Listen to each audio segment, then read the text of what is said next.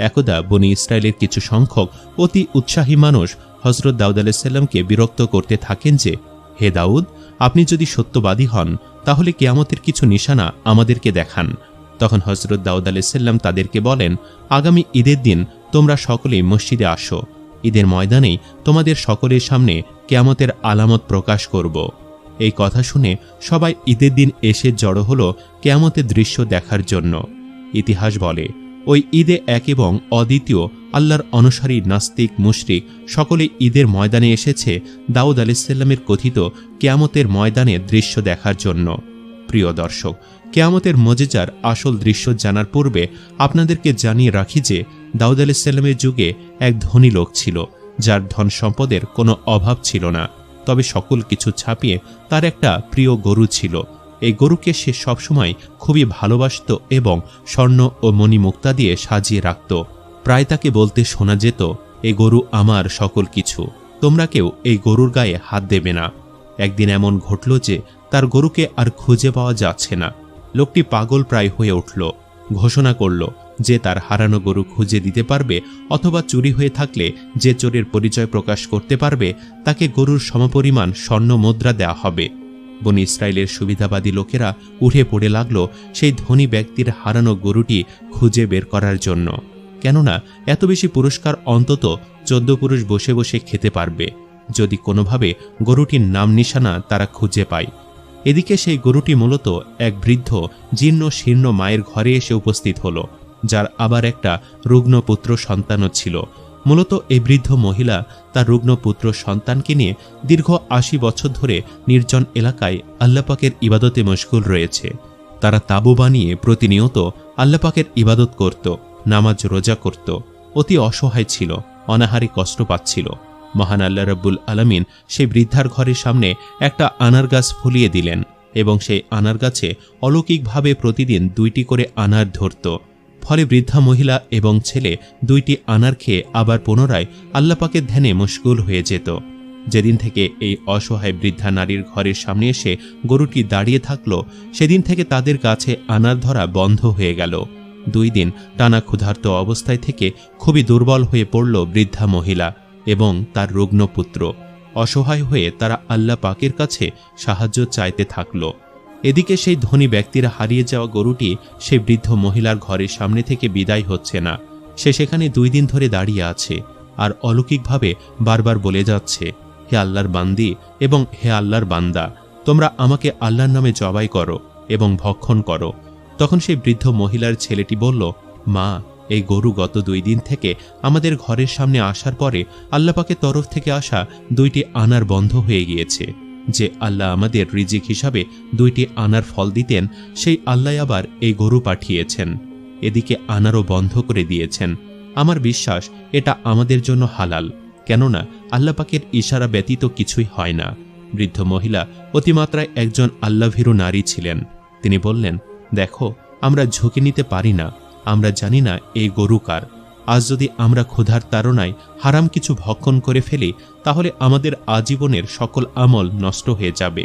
কিন্তু সেই বৃদ্ধ নারীর পুত্রটি সেই মাকে বোঝাতে সক্ষম হল যে আল্লাহ আমাদের আনার ফল দিতেন, সে আল্লাহ আমাদেরকে এই গরু পাঠিয়েছেন, না হয়তো গাছে আনার ফল ধরা বন্ধ হবে কেন।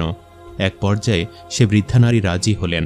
অতঃপর তারা আল্লাহর নামে সেই গরুটিকে জবাই করে কাবাব বানিয়ে খেতে থাকলেন এবং কিছু সংখ্যক গরুর গোশত তারা আলাদা স্থানে রাখল, যাতে আশেপাশের প্রতিবেশীদের মাঝেও তা বিতরণ করতে পারে।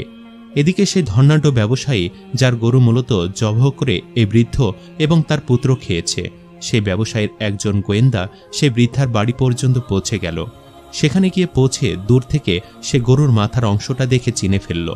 অতঃপর সেই বৃদ্ধা নারীকে বলল, আপনি অত্যন্ত দয়াশীল একজন মানুষ, আল্লাহ রাস্তায় আমাকে কিছু মাংস দিন, যাতে আমি ভক্ষণ করে আপনাদের জন্য দোয়া করতে পারি।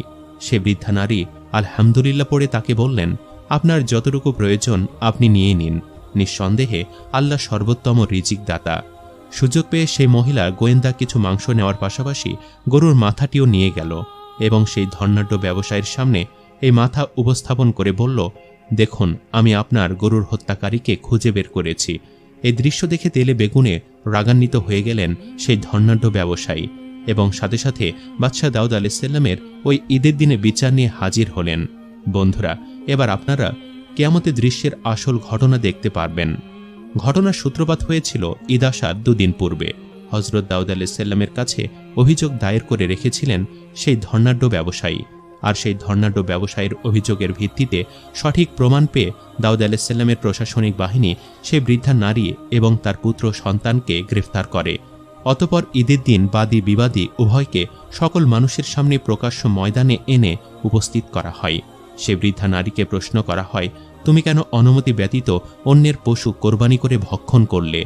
এই কথা শুনে সে বৃদ্ধা নারী অঝরে কাঁদতে থাকলেন আর বললেন, হে আল্লাহর নবী দাউদ, আমরা বড়ই অসহায়।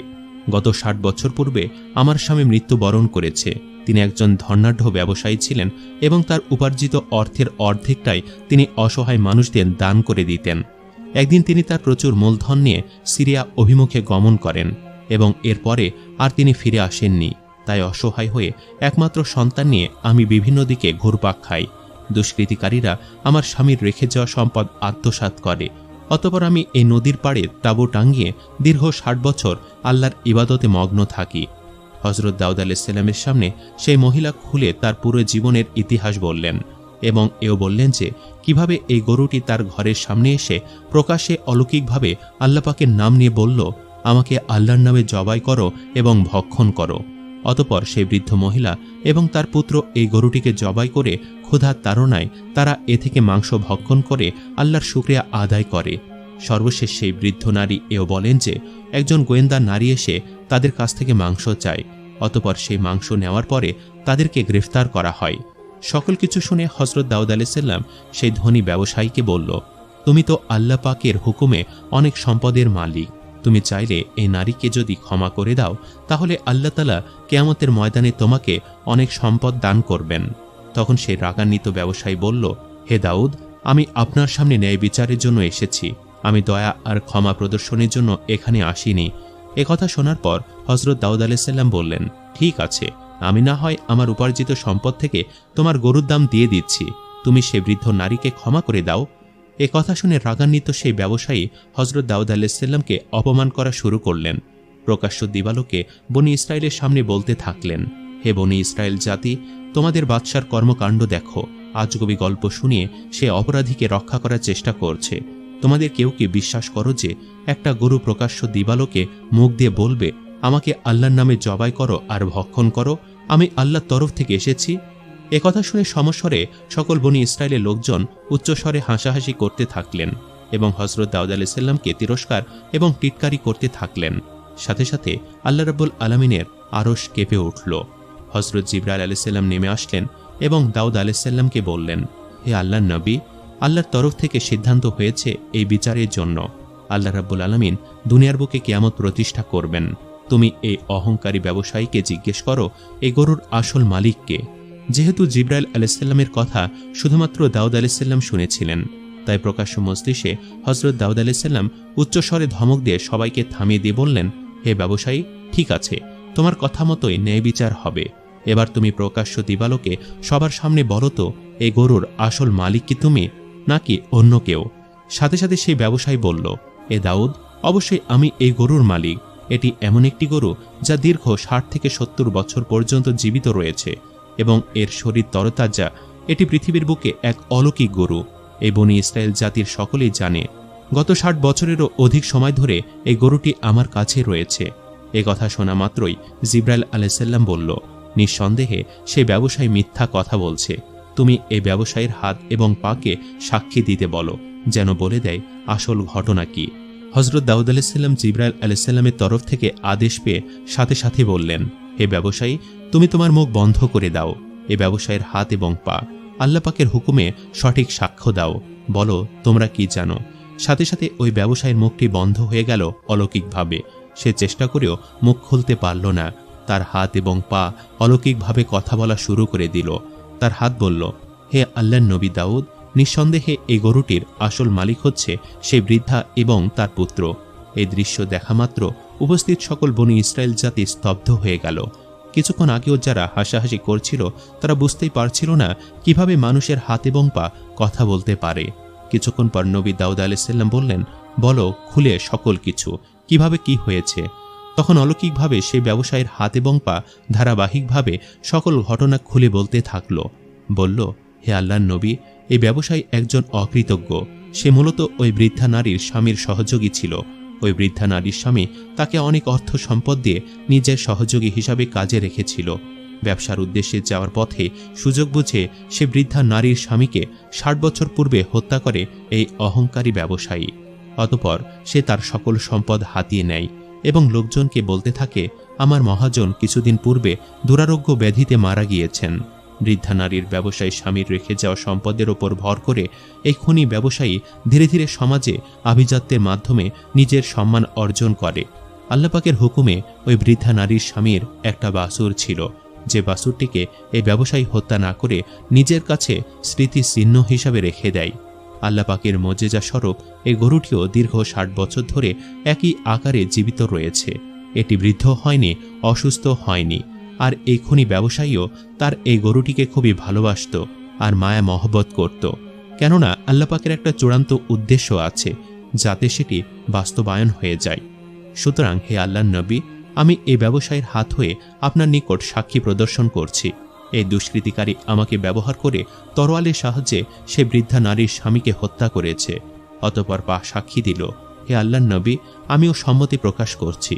সে এই পা ব্যবহার করে হেঁটে হেঁটে অগ্রসর হয়ে সে বৃদ্ধার স্বামীকে হত্যা করেছিল। স্তব্ধ ঈদগাহ ময়দান, শুনশান নীরবতা, কোনো মানুষের কোনো কথা নেই।